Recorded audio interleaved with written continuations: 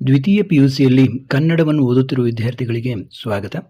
ಈಗ ನೋಡಿ, ನಿಮ್ಮ ಪೂರ್ವ ಸಿದ್ಧತಾ ಪ್ರಶ್ನೆ ಪತ್ರಿಕೆ 2 ಅದರ ಉತ್ತರಗಳನ್ನು ನೋಡೋಣ.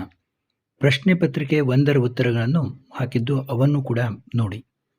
ಇಲ್ಲಿ ಯಾವ ವಿಭಾಗದಲ್ಲಿ ಇಲ್ಲಿ ನಾವೇನು ಮಾಡಿದ್ದೀವಿ ಅಂತಂದರೆ, ಇಲ್ಲಿ 4 ಆಪ್ಷನ್ಗಳನ್ನು ಕೊಟ್ಟಿಲ್ಲ, ಯಾವುದು ಉತ್ತರ ಅದನ್ನಷ್ಟೇ ಕೊಟ್ಟಿದೆ. ರಾವಣನು ಪ್ರಮದವನಕ್ಕೆ ಹೇಗೆ ಬಂದನು? ಅರಲಂಬುಗಳಿಲ್ಲದ ಕಾಮನಂತೆ ಬಂದನು. ಹಗೆಯನ್ನು ಏನೆಂದು ಉಪೇಕ್ಷಿಸಬಾರದು? ಬಾಲಕನೆಂದು. ಅಂದರೆ ಇವನೇನು ಬಿಡಿ ಸಣ್ಣ ಹುಡುಗ ಏನು ಮಾಡ್ತಾನೆ ಅಂತ ಹೇಳಿ ಉಪೇಕ್ಷೆ ಮಾಡಬಾರ್ದು. ದುರ್ಜನರ ಇಂಥ ಮಾತಿಗೆ ಕೊನೆಯಿಲ್ಲವೆಂದು ಪುರಂದರದಾಸರು ಹೇಳಿದ್ದಾರೆ. ಅಂಥ ಮಾತಿಗೆ ಭಿನ್ನಾಣದ ಮಾತಿಗೆ. ಆಧುನಿಕ ಕಾಲದಲ್ಲಿ ಯೇಸು ಎಲ್ಲೆಲ್ಲಿ ಶಿಲುಬೆ ಏರಿದ್ದಾನೆ? ಇಲ್ಲಿ ನೋಡಿ 4 ಇವನ್ನು ಕೊಟ್ಟಿದ್ದಾರೆ. ಇದರಲ್ಲಿ ಆಪ್ಷನ್ನಲ್ಲಿ 3 ಮತ್ತು 4 ಸರಿ ಅನ್ನೋದು ಸರಿಯಾದ ಇದು. ಅಂದರೆ ಇಗರ್ಜಿ, ಮಸ್ಜಿದು, ದೇವಸ್ಥಾನ, ಕೋರ್ಟು, ಕಾರ್ಖಾನೆ, ಬಂದಿಖಾನೆ ಅಲ್ಲೆಲ್ಲ ಯೇಸು ಶಿಲುಬೆ ಏರಿದ್ದಾನೆ ಅಂತ. ಚಿತ್ತವನ್ನು ಇದಕ್ಕೆ ಹೋಲಿಸಲಾಗಿದೆ. ಅದಕ್ಕೆ ಹೋಲಿಸಲಾಗಿದೆ ಹತ್ತಿಯ ಬೀಜಕ್ಕೆ. ಗೇಯುವುದನ್ನು 4 ದಿನ ತಡ ಮಾಡಿದರೆ ಕುಳ ನೆಲದಲ್ಲಿ ನಾಟುವುದಿಲ್ಲ. ಕನ್ನಡಿಗರೇ, ನಿಮ್ಮ ಕನ್ನಡವನ್ನು ಇಂಡಿಯಾ ದೇಶದ ದಕ್ಷಿಣ ಭಾಗದಲ್ಲಿ ಒಂದು ಅಂಗೈ ಅಗಲು ಬಿಟ್ಟರೆ ಮತ್ತೆಲ್ಲಿಯೂ ನೋಡಲಾರ್ರಿ. ನೀವು ಅದನ್ನು ಅಲಕ್ಷ್ಯ ಮಾಡಿದರೆ ಮಿಕ್ಕ ಯಾವ ದೇಶದ ಜನರು ಅದನ್ನು ಎತ್ತಿ ಹಿಡಿಯಲಾರರು. ಅದು ಹೋದರೆ ಹೋಗಲಿ ಎನ್ನುವ ಹಾಗಿದ್ದರೆ ಈ ಕಡೆ ಬಂಗಾಳ ಕೊಲ್ಲಿ ಇದೆ, ಆ ಕಡೆ ಅರಬ್ಬಿ ಸಮುದ್ರ ಇದೆ, ಗುಡಿಸಿ ಹಾಕಿಬಿಡಿ. ಹಿಂಗೆ ಯಾರು ಹೇಳಿದರು? AR ಕೃಷ್ಣಶಾಸ್ತ್ರಿ ಅವರು ಹೈದರಾಬಾದ್ನಲ್ಲಿ ನಡೆದಂಥ ಸಾಹಿತ್ಯ ಸಮ್ಮೇಳನದಲ್ಲಿ ಹೇಳಿದರು. ಕೃಷ್ಣೇಗೌಡನ ಆನೆ ಮೊದಲು ಯಾವ ಮಠದಲ್ಲಿತ್ತು? ಗೂಳೂರು ಮಠದಲ್ಲಿತ್ತು. ಟೆಲಿಫೋನ್ ಕಂಬದ ಮೇಲೆ ಮೃತನಾದ ಲೈನ್ಮನ್ ತಿಪ್ಪಣ್ಣ. ಫಾರೆಸ್ಟ್ ಡಿಪಾರ್ಟ್ಮೆಂಟ್ನ ನಂಬರ್ 1 ಎನಿಮಿಗಳು PWD ಅವರು, ಕರೆಂಟ್ನವರು, ಟೆಲಿಫೋನ್ನವರು. ಬೇರೆ ಬೇರೆ ಕೊಡ್ತಾರವರು. ನೀವು ಅದರಲ್ಲಿ ಸರಿಯಾದದ್ದು PWD ಅವರು, ಕರೆಂಟ್ನವರು, ಟೆಲಿಫೋನ್ನವರು ಅನ್ನುವಂಥ ಆಪ್ಷನ್. ಇನ್ನು ಬಿಟ್ಟ ಸ್ಥಳಗಳಿಗೆ ತುಂಬುವುದು. ಅದೃಷ್ಟದ ಪ್ರಶ್ನೆ ಬಂದಾಗ ಲೇಖಕಿಗೆ ನೆನಪಾಗುವವರು ಸೀತಾ. ಅಗತ್ಯ ಮಾಹಿತಿಗಳನ್ನು ಕ್ರೋಢೀಕರಿಸುವ ಎಲೆಕ್ಟ್ರಿಕ್ ಸಾಧನ ಚಿಪ್. ದಣಿಗಳ ತೋಟದ ಪಕ್ಕದಲ್ಲಿ ಹರಿಯುತ್ತಿದ್ದ ಹೊಳೆ ಶಾಂಭವಿ. ವಸುದೆಗೆ ಒಡೆಯ ನೆನೆಸಿದವನು ರಾಮಚಂದ್ರ. ಹಳ್ಳಿಯ ಹೋಟೆಲುಗಳಲ್ಲಿ ಈಗ ಸಿನಿಮಾ ದೇವತೆಗಳ ದರ್ಶನವಾಗುತ್ತದೆ. ನೋಡಿ, ಹೊಂದಿಸಿ ಬರೆಯಿರಿ. ಉರಿಲಿಂಗ ಪೆದ್ದಿ ಹೊಂದಿಸಿ ಬರೆದಿದ್ದಾರೆ ಆಲ್ರೆಡಿ. ಉರಿಲಿಂಗ ಪೆದ್ದಿ ವಚನಗಳು: ಪುಲಿಗೆರೆ ಸೋಮನಾಥ ಸೋಮೇಶ್ವರ ಶತಕ, ಜಾಲಿಯ ಮರದಂತೆ ಕೀರ್ತನೆ, ಬೆಳಗುಜಾವ ದ.ರಾ. ಬೇಂದ್ರೆ, ಒಮ್ಮೆ ನಗುತ್ತೇವೆ, ನಾನೆಂಬ ಮಾಯೆ ಅನ್ನುವಂಥ ಕೃತಿಯಿಂದ ಆಯ್ದುಕೊಳ್ಳಲಾಗಿದೆ. ಅದನ್ನು ಇಲ್ಲಿ ನೀವು ಹೊಂದಿಸಿ ಬರೆಯುವೊಳಗೆ ನೀವು ಪಾಠದ ಹೆಸರು, ಕೃತಿಕಾರರ ಹೆಸರು, ಆಕರ ಕೃತಿ ಮತ್ತು ಅವರ ಏನಾದರೂ ಕಾವ್ಯನಾಮ ಇದ್ದರೆ ಅದನ್ನು ನೆನಪಿಟ್ಟುಕೊಳ್ಳಿ. ಮತ್ತು ಅದು ಯಾವ ಪ್ರಕಾರ ಅಂದರೆ ನೋಡಿ, ವಚನ, ಕೀರ್ತನೆ ಇದು ಯಾವ ಪ್ರಕಾರ ಅನ್ನೋದನ್ನು ನೆನಪಿಟ್ಟುಕೊಳ್ಳಿ. ಅಂದರೆ ಅದರಲ್ಲೇ ನಿಮಗೆ ಹೊಂದಿಸಿ ಬರೆಯ ಬರ್ತದೆ. ಯಾವುದಾದ್ರೂ 3 ಪ್ರಶ್ನೆಗಳಿಗೆ 2-3 ವಾಕ್ಯಗಳಲ್ಲಿ ಉತ್ತರಿಸಿರಿ. ಬಹುರೂಪಿಣಿ ವಿದ್ಯೆಯನ್ನು ರಾವಣ ಹೇಗೆ ಸಾಧಿಸಿದ? ನೋಡಿ, ಪ್ರತಿಯೊಂದನ್ನು ಓದೋದಿಲ್ಲ, ಉತ್ತರವನ್ನು ನೋಡ್ತಾ ಹೋಗಿ. ವೀರ ಮತ್ತು ಯೋಗಿಗೆ ಯಾವ ಗುಣಗಳು ಇರಬೇಕು? ಬೆಳಕು ಬೇಟೆಗಾರ ಹೇಗೆ ಬರುತ್ತಾನೆ? ಗೋಡೆಗೆ ನೇತು ಹಾಕಿರುವ ಜೀಸಸ್ ಕವಿಗೆ ಹೇಗೆ ಕಾಣುತ್ತಾನೆ? ಕೊನೆಯಲ್ಲಿ ಬಸಲಿಂಗನಿಗೆ ಏನೇನು ನೆನಪಾದವು? ನೋಡಿ, 2-3 ವಾಕ್ಯಗಳಲ್ಲಿ ಗದ್ಯ ಕಡೆಯಿಂದ. ಕನ್ನಡದ ಸಮಸ್ಯೆಗಳು ಎಲ್ಲಿಯವರೆಗೂ ಇದ್ದೇ ಇರುತ್ತವೆ? ಕಲಾಂ ಅವರ ಬದುಕಿನ ಮಂತ್ರ ಯಾವುದು? ಹಳ್ಳಿಯ ಚಹಾದ ಪಳಾರದ ಅಂಗಡಿ ಎಂದರೆ ಹೇಗಿರುತ್ತದೆ?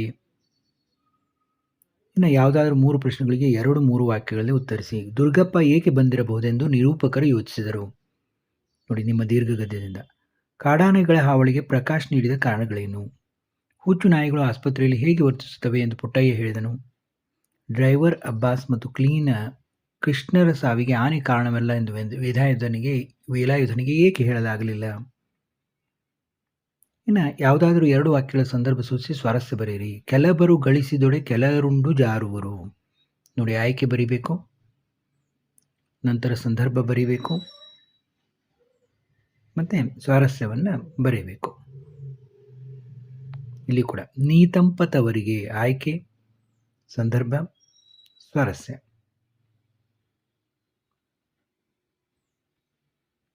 ಹಲೋ, ನಾನೇ ಕಣ್ರಿ, ಮಾತಾಡ್ರಿ ಆಯ್ಕೆ, ಸಂದರ್ಭ ಮತ್ತು ಸ್ವಾರಸ್ಯ. ಇನ್ನು ಇಲ್ಲಿ ಕೂಡ ಗದ್ಯ ಭಾಗದಿಂದ ನೀರು ಬಿದ್ದರೆ ಕಣ್ಣು ಹೋಗುವ ಅಪಾಯವಿದೆ. ಆಯ್ಕೆ, ಸಂದರ್ಭ, ಸ್ವಾರಸ್ಯ. ಮತ್ತೆ ಅವರಿಗೆ ಮೂತ್ರಪಿಂಡದ ಕಲ್ಲು ಕಾಣಿಸಿರಲಿಲ್ಲ.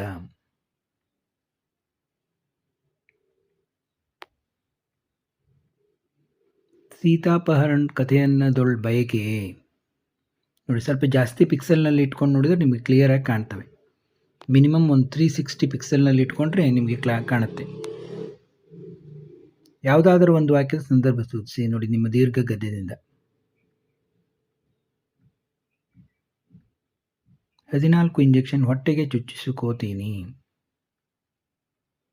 ಇನ್ನು ಈ ವಿಭಾಗದಲ್ಲಿ ನೋಡಿ ಯಾವುದಾದ್ರು 2 ಪ್ರಶ್ನೆಗಳಿಗೆ 5-6 ವಾಕ್ಯಗಳಲ್ಲಿ ಉತ್ತರಿಸಿ. ಕದಡಿದ ಸಲಿಲಂ ತಿಳಿಬಂದದೆ ಕಾವ್ಯ ಭಾಗದಲ್ಲಿ ಕಂಡುಬರುವ ರಾವಣನ ವ್ಯಕ್ತಿತ್ವವನ್ನು ವಿಮರ್ಶಿಸಿ. ಶಿವಪಥವನ್ನರಿಯದವನ ಭಕ್ತಿ ನಿರರ್ಥಕವೆಂಬುದನ್ನು ಬಸವಣ್ಣನವರು ಯಾವ ಯಾವ ಉದಾಹರಣೆಗಳ ಮೂಲಕ ವಿವರಿಸಿದ್ದಾರೆ?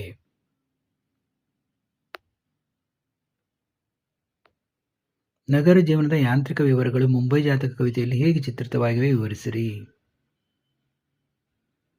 ಈ ಕೆಳಗಿನ ಪದ್ಯಭಾಗವನ್ನು ಅರ್ಥೈಸಿಕೊಂಡು ಕೇಳುವ ಎಲ್ಲ ಪ್ರಶ್ನೆಗಳಿಗೆ ಉತ್ತರಿಸಿ.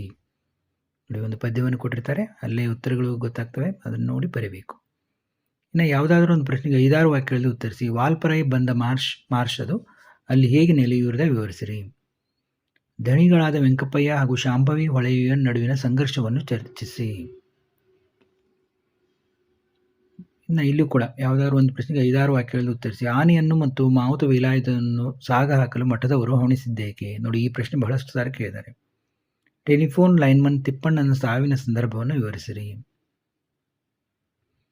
ಇನ್ನು ಭಾಷಾಭ್ಯಾಸ ನೋಡಿ, ಯಾವುದಾದ್ರೂ 4ಕ್ಕೆ ಸೂಚನೆಗನುಗುಣವಾಗಿ ವಿಸ್ತರಿಸಿ. ಸಮಾನಾರ್ಥಕಗಳನ್ನು ಬರೆಯಿರಿ. ತದ್ಭವಗಳನ್ನು ಬರೆಯಿರಿ. 46ನೇದು. 47 ಕ್ರಿಯಾಪದಗಳ ನಿಷೇಧಾರ್ಥ ಬರೆಯಿರಿ.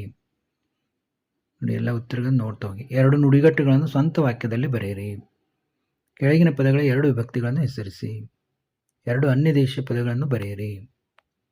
ಇನ್ನು ಯಾವುದಾದರೂ ಒಂದನ್ನು ಕುರಿತು ಪ್ರಬಂಧ ಬರೆಯಿರಿ. ವಿದ್ಯಾರ್ಥಿಗಳ ವ್ಯಕ್ತಿತ್ವ ರೂಪಿಸುವಲ್ಲಿ ಶಿಕ್ಷಕರ ಪಾತ್ರ ನೋಡಿ, ಪೀಠಿಕೆ ಬರೀಬೇಕು. ಯಾವುದೇ ಪ್ರಬಂಧಕ್ಕೆ ಇದ್ರ ವಿಷಯ ವಿವರಣೆ ಇರಬೇಕು. ಅಂದರೆ ನಂತರ ಲಾಸ್ಟು ಉಪಸಂಹಾರ ಅಂತ ಬರೀಬೇಕು.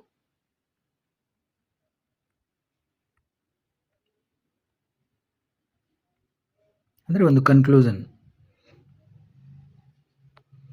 ಇನ್ನು ಯಾವುದಾದ್ರೂ ಒಂದನ್ನು ಕುರಿತು ಪತ್ರಲೇಖನ ಬರೆಯಿರಿ. ನೋಡಿ, ಪತ್ರಲೇಖನದಲ್ಲಿ ಒಂದು ಮನವಿ ಪತ್ರ ಇರುತ್ತೆ, ಒಂದು ವೈಯಕ್ತಿಕ ಪತ್ರ ಇರುತ್ತೆ. ಇದು ಮೊದಲನೇದ್ದು ಗೆಳೆಯ ಗೆಳತಿಗೆ ಪತ್ರ ಬರೆಯಿರಿ ಅಂತಂದರೆ ಇದೊಂಥರ ವೈಯಕ್ತಿಕ ಪತ್ರ.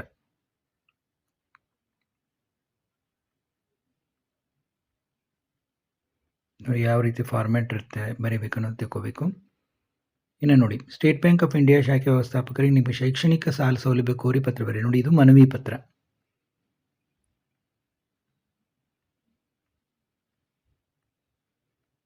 ಯಾವ ರೀತಿ ಪತ್ರದ ಒಡಲು ಇರಬೇಕು ಏನು ಅಂತ ತಿಳ್ಕೋಬೇಕು ನೀವು. ಕೊನೆಯಲ್ಲಿ ಯಾವ ರೀತಿ ಬರೀಬೇಕು. ಇಲ್ಲಿವರೆಗೆ ನಾವು ನಿಮ್ಮ ಪೂರ್ವ ಸಿದ್ಧತಾ ಪರೀಕ್ಷೆ 2ರ ಉತ್ತರಗಳನ್ನು ನೋಡಿದೆವು. ಮತ್ತೆ ಬೇರೆ ಬೇರೆ ವಿಷಯಗಳೊಂದಿಗೆ ಭೇಟಿಯಾಗೋಣ.